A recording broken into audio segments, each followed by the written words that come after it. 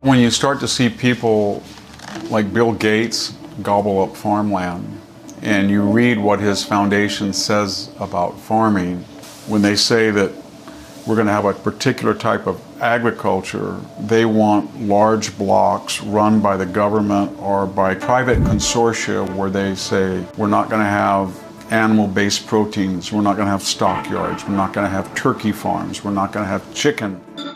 The academic mind always has the answers, but never in the real world. And they do a lot of damage.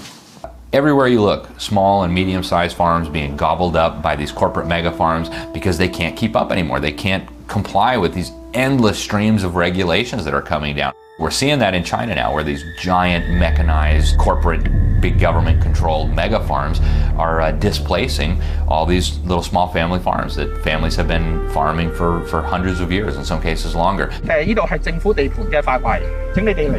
moving them all off their little plots of land and moving them into these big, horrific mega cities that they have built. And we're going to see that all over the world with the decimation of small farms.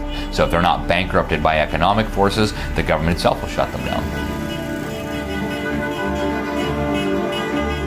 Everything is falling apart. There is a shortage of food. Many people do not have enough money to eat every day.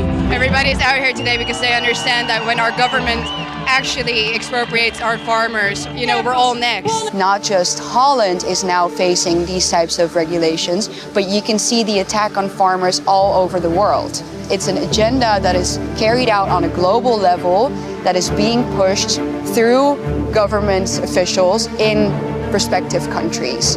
This is precisely how the globalists have managed to take over national parliaments and national governments. 20 countries equal 80% of all the emissions. You solve the problem to start with by making sure all of those 20 countries are doing what they need to do. We have to pull them to the table and leverage further. So how do we get there? Well, the lesson I've learned in the last year is money, money, money, money, money, money, money.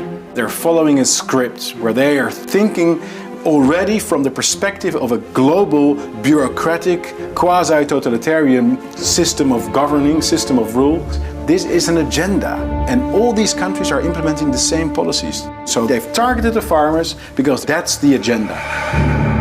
Right now, things have tripled as far as costs for my own farming operation and for many farmers across the country. And I think you're going to see across the board higher food prices. Food prices are already up dramatically this year, last year a little bit too, and we might see more empty shelves in America. Even the president is promising food shortages in his conversations, so there's no need for this to be happening. You know, the people are the ones that are going to be hurt. You know, not just farmers, you know, trying to make a living. It's going to be the food supply of this country, which is a staple of our security of our nation, being able to grow the grain and the crops that we do, that not only supplies us, but our allies and other trading partners around the world. We have 8 billion people on the planet now, and that's sustainable if they allow agriculture to continue to be mechanized and genetically altered. And I don't think they understand that if they tamper with that, you're going to have people go hungry. We are headed into, I think, a time of very significant food shortages. Can we expect to see massive increases in food prices next year? Oh, no question about it. So I think the end goal of the war on farmers that we're seeing, which is guided at every step by the Sustainable Development Goals and Agenda 2030, is going to be a total consolidation of agriculture, a total consolidation of the food supply, and as every communist tyrant of the last 100 years has understood, if you control the food, you control the people. I think that's ultimately the end goal.